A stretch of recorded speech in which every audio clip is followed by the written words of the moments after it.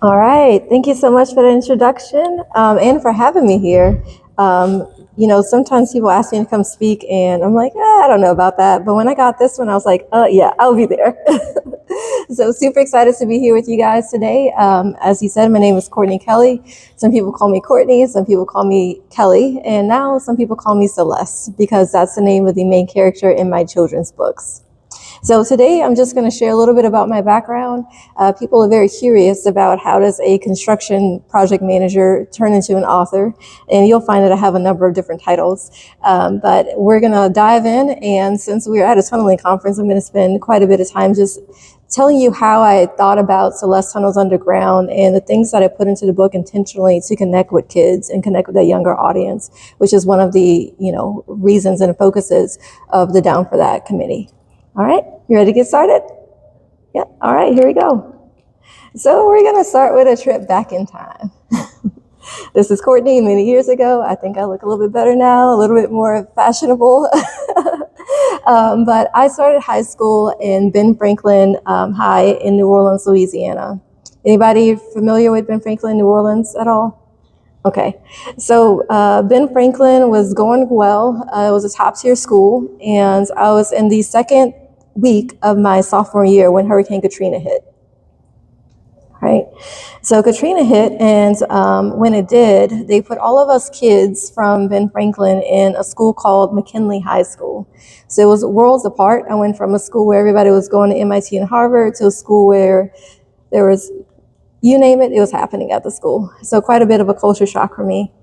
And later, I ended up transferring into a school, Baton Rouge Magnet High School, still in Baton Rouge. So I went to three different high schools. And then also my senior year, I actually took classes at the community college, Baton Rouge Community College. So high school was quite a whirlwind for me. But what my parents did was, as we were evacuating Katrina, I was like, hey, this doesn't really make sense. Ever since I was a wee little runt, they started telling us about Betsy and how high the water was. And, we were expecting this bad storm. Like, what's going on? Why are we having to do all of this? Why did my life get kind of upheavaled? And now I'm having to go to all these different high schools. It didn't click for me. So my parents said, all right, we're going to put you in these STEM camps. And I was like, well, what's STEM? Science, technology, engineering, and math, right? Everybody knows it now, but back then it wasn't as popular. So I went to three different STEM camps, LSU in Baton Rouge, of course, Worcester Polytech Institute outside of Boston, and also Elmhurst College outside of Chicago. So at these camps, they would introduce us to different types of engineering, right? It might be mechanical one day, and then electrical, chemical, but civil. Civil was the one that stuck with me. As I went to each camp, and these happened consecutively over the different summers, right? So I was learning and I was exploring and engaging, and then I go to a different camp and learn some more, right? And I put two and two together. I said, okay, if I can figure out civil engineering, then maybe I can use the principles that I learned to help New Orleans one day. And that's why I decided to study civil engineering at SMU. So I will, little pinch point in this, when I went to LSU, the program that I attended was called REHAMS, Recruitment into Engineering of High Ability Minority Students. So most of the kids in the camp looked like me, right? When I went to Worcester Poly Institute in Elmhurst, it was very similar programs. They were minority-focused programs. So just remember that most of the kids looked like me. So I didn't have a concept that I wasn't capable of being an engineer, that the people around me when I'd get to engineering school wouldn't look like me. So here we are in college, starting to look a little bit better, right? I got my hair straight and yep, okay. So I went to school at SMU studying civil engineering and math from 2008 to 2012. Later, I went to get my master's degree in civil engineering from SMU with a specialization in structures. So I was a little oddball when I was at SMU because everybody wanted to talk about design, but I wanted to talk about construction. That was my focus. While I was there, I did an internship at the Department of Public Works for the city of New Orleans. And the first half of the summer, I was with the civil engineer for the city. So I used to do takeoffs. Most people in this room know what a takeoff is, right? You have to quantify what's on the plans, like how many fire hydrants are on these 5 streets. It was real fun. I was like, man, this cannot be my life. But the second half of the summer, I ended up working with the traffic engineer. That guy had a cool job. Half of his time he was in the office, and then the other half of the time he was in the field. So one day he was going to go check out a new streetcar line that they were putting into the city, and then another day he was like approving a permit for a new street sign. And I was like, aha, I think I want to do what that guy's doing. Spend some of my time in the office and some of my time in the field. So when I first graduated from SMU, I pursued working for a general contractor, a trade partner, doing utility installation. And later on, I went back to get my MBA from Lamar University down in Beaumont. So a little fun fact, if you could look in the upper right-hand corner, I became a professor at SMU this semester. And the day that I finished my last class at SMU was actually 13 years to the day that I graduated from SMU with my undergraduate degrees. Yeah, it's pretty wild. All right, some career highlights. So my background is primarily in heavy civil and commercial construction. I'm a self-published author of 2 children's books, which you know that already. I'm a licensed professional engineer. And in 2023, I was elected or voted, I don't know what you call it, awarded an ENR, Texas and Louisiana Top Young Professional. So here are some pictures of the projects that I worked on. If you guys, how many of you are from this area? Just by show of hands. No one, okay. All right, so I'll just talk you through what you're looking at right now. So this first picture is bridge beams being set on US 75. It's one of the major thoroughfares, not too far away from here. And it runs north to south. So this was us setting a bridge beam. And this was quite some time ago, probably about 10 years ago.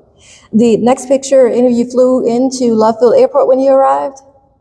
Love Field? All right, we got some love for love. Okay. So the second picture is Love Field Airport during construction. The company that I was working for was responsible for all of the civil work outside of the footprint of the new terminal building. So that was the jet fuel lines, that was demolition, that was concrete paving, it was all of the sewer, everything outside of the actual terminal building itself we were responsible for. And that last picture is our paving machine setting up to do a next pool. So if you keep following along with my books, the next book will be about airports, and I'm pretty set on using that picture as a cover image. So we'll see it come to life in maybe about a year from now. All right, so I get this question a lot. Why did I become an author? You know, I'm doing my thing, I'm working on all these projects, it's all cool, all fun. So why become an author? Well, these 2 charts kind of explain it, or 3 charts explain it. So the first chart, what you're seeing is the funnel or the pipeline, right? Some people call it different things, but essentially what it represents is that when you start off in your career, there's a certain demographic, certain percentages of those demographics that are a part of the pool, right? It's very mixed, it's very diverse. There's kind of equity along those different demographics. But as you climb higher from entry level to VP to C-suite, those demographics change. And the number of people that are represented decreases, right? So along with that, if you look at just salaries from a racial and a gender standpoint, there's a disparity there. So what I realized, and I kind of knew what I was getting myself into at this point, I'd gone to SMU and there were about 11,000 students at the time, and 2% of the population was Black. So you do the math, you know, take out the athletes. There's not a whole lot of people that look like me doing what I'm doing at my university. And I was cool with that, you know. I like to think that if you can make it at SMU, you can make it anywhere. When I stepped into the arena in construction, it was pretty much the same thing. I'd be on a job site and probably be the only woman out of 200 people there. Get asked the questions, oh, what are you doing here? Are you the secretary? You know? Just the other week, somebody asked me if I was the elevator attendant when I asked which floor they were going to. So this stuff it works itself into different areas of the industry. And even though I would go and do what many of you guys do, right? Go and speak to kids, go and speak to colleges, universities, and try to kind of change the narrative and make kids really believe that they can do these things, these hard things, right? I would only reach the people in this room. And so like today, if I was to just stop this presentation and you had nothing to take along with you, then you'd only hear the words that are coming out of my mouth right now. And if you took notes, maybe you'd remember that note, but that would kind of be it. So I decided to write children's books because I thought, this is a way that I can continuously touch kids. And not only touch the kids, but touch the people reading the books to them, whether that's a parent, whether that's a teacher, whether that's an older sibling or a cousin. And they're constantly engaging with things that remind them of who civil engineers are, what we do, and also reminding them that they can be like us one day. So I was like, oh, great. I'm going to write a manuscript and everybody's going to want to like be betting over who's going to take me as their client, right? Not quite. And so I first started out with Celeste Saves the City. I had the idea in 2017 and I sent the manuscript off and got rejected by like 5 or 6 different publishing companies. And I was like, okay, enough of that. I wasn't confident enough to keep going, right? But something changed between 2017 and 2020. One, I had more money because I was making more money in my career. Two, I just had this burning desire in that in-between time to get this book out into the world, but I didn't quite know how yet. So what I did was I started thinking about the process of releasing this book the same way I think about building a highway, building whatever it is, right? You start off with an idea. Someone has an idea, right? Someone thought, hey, we need to build a hotel and call it the Sheraton. And then they develop plan sheets for the structure, right? My plan sheets are my manuscript. And then they actually put it into the built environment. And so once I started applying the same skills and the same techniques that I used in my career to this process of writing a book, it was a piece of cake. I was going to self-publish. I know how to do research. I know how to figure stuff out. I'm an engineer. I'm a professional problem solver. If I can do 20, 30, 50, 60, you name the number, $1 million projects, then surely I can self-publish a book. At least that's what I told myself. And so fast forward to 2022, and I released Celeste Saves the City. So some of you have seen this book before. This book is based on my life. It tells the story of a little girl growing up in New Orleans who has to evacuate from Katrina. And Celeste ends up building these barrier islands to protect the wetlands. So throughout the book, she starts off as a child. I kind of broke some rules because I can do that. It's my own book and I self-publish. So Celeste grows up in the book. So she starts off as a child and she's evacuating and she is reading this book about civil engineering. In the book, it has this definition that kids can understand, right? Civil engineers design and build airports for planes, roads for cars, docks for boats, and railroads for trains. Kids can connect with that. Not only can they connect with that, but they can also connect with the images on the page, right? They see the Eiffel Tower. Most kids know what the Eiffel Tower is. And now they can think, civil engineering, Eiffel Tower, I wonder what that's about, right? The Hoover Dam, the Panama Canal, all of these different projects that are very world-renowned. They can translate to the kids so that they can deepen their understanding of what civil engineers do. And so here's some other images from the book. Like I said, I cheated, and Celeste grows up. If you think about like Dora the Explorer, Dora's been the same age for, 15 years. She never grows up. But Celeste grows up intentionally because, especially for girls over time, they lose that confidence that they can actually continue and pursue engineering. So she grows up and she builds these barrier islands to protect the wetlands inside of Lake Bourne.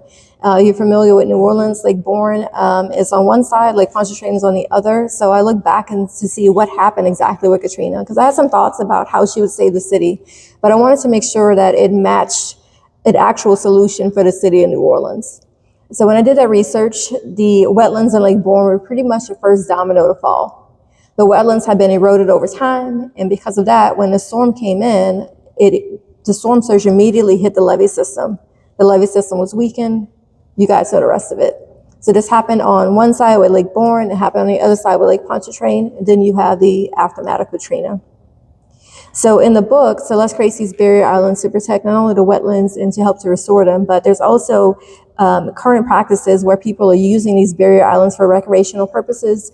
There's one cow farm that's on a barrier island, or on a floating island, I should say. So there's all kinds of things going on. So I incorporated the two in the last image, just showcasing that we can use these islands not only for protection of our wetlands, but also for other purposes where people can actually interact with nature. So that's Celeste Saves the City. I've done quite a bit with the book since it was released. This is by far my favorite picture of all of my book events. This is at Patch Elementary School in Stuttgart, Germany. I was supposed to be going to Germany, and I'd already released a book, and I was like, hey, let me see if I can do an author event in Germany, because I'm self-published. I have to do all of this legwork myself, right? So I reached out to, I don't know how many entities, and finally one school said yes, and then that one school led to 3 schools, and this was the culminating event. An all-school assembly, about 400 kids at Patch Elementary. Overall, in that visit, I saw 1,250 kids, or about that number. In one school in particular, they wanted to buy books for every student. So I was like, oh, you guys want them in German? They're like, no, this is an American school, in English, please. I was like, okay, got it. So that was pretty cool. Since then, Celeste Saves the City sold over 4,000 copies collectively, with Celeste Saves the City and Celeste Tunnels Underground have sold over 5,000 copies. And they've been selling in up to 13 countries right now. So that brings us to the book of the moment, Celeste Tunnels Underground. So in this book, Celeste moves to Dallas just like I did, and she's doing tunnel projects that help with traffic congestion. Hopefully you guys have not experienced Dallas traffic, and hopefully you never have to, but it's pretty bad. So in the book, Celeste builds this tunnel project, and again, it's another way to just showcase the kids the opportunities that are out there within the world that they may not be privy to. So the opening scene, Celeste is thinking about it, has these postcards from her mission in New Orleans, but she's definitely in Dallas with her bunny Elvis, and she's trying to figure out what she can do about this issue with traffic congestion. So I highlight a bunch of different existing tunnel projects throughout the book, the first one being the English Channel Tunnel. The English Channel, yeah, okay, I did say that right. A little tongue twister. So on the pages, there are different facts about it, like it's between England and France, so they can pick that up. It talks about when it was actually open, how long the tunnel was. So if kids see those things, they can actually go back and research it or ask like, hey, Mom, Dad, like, can we go look at this? Or what is this about? I try to incorporate reading and studying in all of my books. So in the last book, Celeste was reading in the bedroom scene where she's going from little coloring pages to now like a novel, and to now she's studying for the PE exam, for all intents and purposes, with the thickness of the books. So in this one, she's in a library. Just to remind kids, there's this thing called a library. You can go to it and you can actually get books, right? Everything doesn't have to be done electronically. But she just has her laptop there too, just in case. So throughout the book, I talk through different aspects of tunneling. So in this scene, this is after the tunnel opening has been made, and it showcases, again, diversity, right? You have two females represented on the page, but also different types of construction equipment, right? So kids can resonate with that. If they see it in the pages and then they see it driving by in the car, they'll think, oh, Mom, I saw that in the book that I was reading. That's an excavator. That's a dump truck. So the other thing that I do, and I do this in all of my books, hello, I try to incorporate major construction projects, either of the past or the present, so that they can, again, have more touch points. So in this book, I have a lot of, fans, if you want to call them, in Boston. I don't know what it is about Boston, but with my first book, I think I went to Boston like 5 times within a year, just because of the first book. So I was like, all right, I have to put the Big Dig in this second book. I just got to. So the Big Dig is featured in the book. The next one is my favorite construction project at the moment, the Fehmarn Belt Tunnel between Germany and Denmark. Every time I go to Germany, I try to go visit this project, and I keep saying the next time I'm going to go, but it's probably going to be cold, so I might not do it the next time. I'll go when it's warm. But if you aren't familiar with this project, they're doing an underwater tunnel. It's going to be the world's deepest and longest underwater tunnel when it's done. And it should cut the commute time from like 40 minutes on a ferry to about 7 minutes. So pretty fascinating. The next 2 projects are the Gotthard Base Tunnel in Switzerland. It's the world's deepest tunnel, right? So I try to pick up different facts about these tunnels to give to the kids as well. And then the last one is the Guanajuato Tunnels in Mexico City, just because they're cool. So if you haven't looked those up, you can take a look at that. So again, in the book, I incorporate different elements of tunneling and try to break down the concepts like a tunnel boring machine in a way that the kids can understand. And so I have this image of the head of the tunnel boring machine, and then I work with the illustrator a lot to see like what's the best representation of what this tunnel is doing, and that's the image to the right. And so the text in the book is using a boring machine that was as big text. Slowly but surely, they inched along from start to end after the path was checked. Mile by mile, dirt was moved out of the way as the drilling head cut through the earth, excavating the dense clay. So one of the biggest struggles is trying to take our engineering construction jargon and translate it into a way that the kids can understand. And if the kids don't understand it, at least their parents can explain it to them. And so I spend a lot of time with word choice and with references, like this big text reference. If you are familiar with the State Fair of Texas, big text is a really, really big kind of symbol and icon of the State Fair of Texas. So especially since the book is based in Dallas, right, I'm utilizing that already there, already present landmark as a way for kids to understand the size of big techs or the size of a tunnel boring machine. So that's some more about Celeste Tunnels Underground. This image is one of my favorite ones in the book. What it represents is the different trades. So, you know, a lot of people want to be a project manager when they grow up, right? It's like kind of, oh yeah, that's what I want to do, which I'm like, you really want to manage people? It's kind of hard. But for a lot of people, you know, being a tradeswoman or a tradesman is a very good option for them, but they don't realize it yet.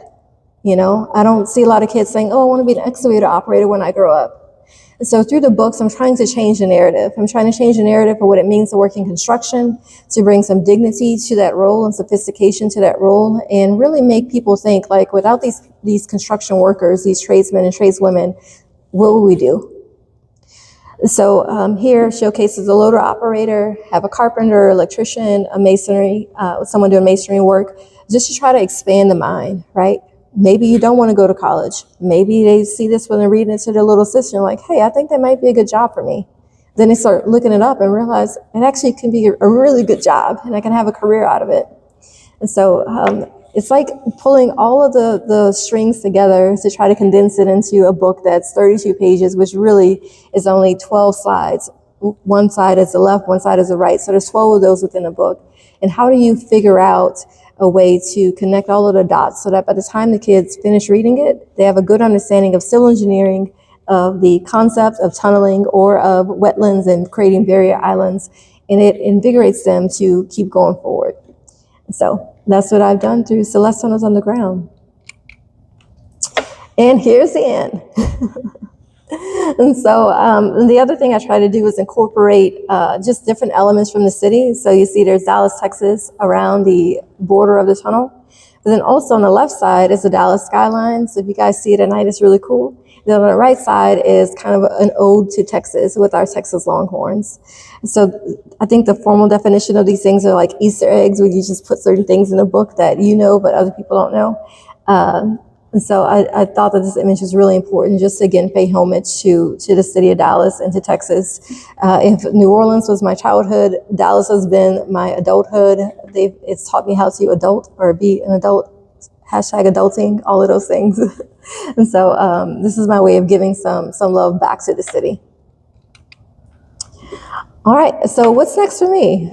This actually kicks off the first event of a whirlwind of things. So we're here today. Tomorrow, I was supposed to leave out tonight, actually, but my flight got delayed because of weather. So tomorrow, I'll be going to San Diego for the groundbreaking Women in Construction Conference. I'll be talking about social media and increasing your visibility on a personal level, but then also for the company or different organizations that you're affiliated with. So that should be pretty fun if I make it on time. Fingers crossed. And then I'm headed to Singapore. So I was originally supposed to go to Singapore to attend an AI conference. I sat on the board for Crane. It's an AI-powered platform that tries to solve the problem of procurement and material sourcing and logistics for construction projects. So I need to learn a lot more about AI as I dig into this company and try to help them out. And I decided that I wanted to attend the Super AI conference in Singapore, but I'm going to be there about 8 days. So just like I booked the trip in Germany and reached out to the different schools to try to see if I could have an author event, I did the same thing in Singapore. And now I have 3 events. So 2 of them are actually going to be on the same day. It's going to be a whirlwind of a day. But I'll be doing a storytime reading and STEM activity with some kids at the National Library of Singapore, the Bishan Public Branch Library. And then later that afternoon, I'll be working with the Alliance Française. It's the French Language Institute. There's a number of them around the world, but we'll be doing a bilingual story time. Oh, I forgot to mention that. So the first book, Celeste Save the City, has been translated into German, French, and Spanish. The second book, Celeste Tunnels Underground, has been translated into German and Spanish. And so through that, I'm able to reach even more kids. Recently, there was someone in Brazil that bought a French book. And I always wonder, like, is it somebody from France in Brazil? Is it somebody in Brazil learning French? Like, what's going on here? So yeah, I'll be doing those 2 events on the 14th. And then what's not listed here is on the 17th, I'll be visiting the German International School. doing a bilingual English and German story time with those kids. So book number 3 is going to be about airports. Like I mentioned earlier, I think Celeste is going to see an issue with the pavement and have to solve for that. But also I'm going to incorporate other things, right? Like different airports around the world, probably Singapore's airport, probably Atlanta's airport because it's our busiest airport. And there's a lot of connections and touch points between the books and Atlanta as well. But yeah, that's what's planned for me next. If you guys are interested in connecting with me, here's all my social media. You can also scan a QR code and it'll take you to a landing page that has all of my contact info as well. But at this time, I think we'll open it up for questions. Yeah, any questions from anyone? I guess my one question. What specifically interests you in tunneling? I guess more personally. Yeah. So I just think tunnels are really cool. So I will say, did any of you guys sign up for the Mill Creek Tunnel tour that's a part of this conference? I think it's sold out. Yeah, sold out now. Some people, I tried. Yeah. So the company that's doing that tunnel project, I actually used to work there. I work for Oscar in the contracting. And there's a number of different entities underneath the Southland Holdings umbrella. But when I was working there, I got exposed to a lot of different tunnels. So I was already pretty fascinated with tunnels. But then after working at Oscarinda, I was like, man, these are just even cooler. So I also felt like tunnels were one of those things that people just don't think about. You know, I don't know where you guys are from, but if I'm in Boston, then tunnels are everywhere, right? But in Dallas, we don't really think about tunnels too often. But our DART light rail, it's above ground in some areas and goes beneath ground. So our kids thinking, oh, that's a tunnel. Well, probably not, because a lot of people don't ride our DART rail system. But if you do get on the highway, we have a lot of depressed highways. So I always tell people, if you're on 75, the building's up here and you're driving down here. If we were to put some paving on top of it, we'd be in a tunnel. We do have Clyde Warren Park. It is a park that was created out of a repurposed overpass. And essentially there's a tunnel there now. So there's a touch point there. But I'm just like, man, tunnels are so cool and more people need to know about them and more kids need to think that they can work on tunnels because it's a viable option for them that they just might not ever think about.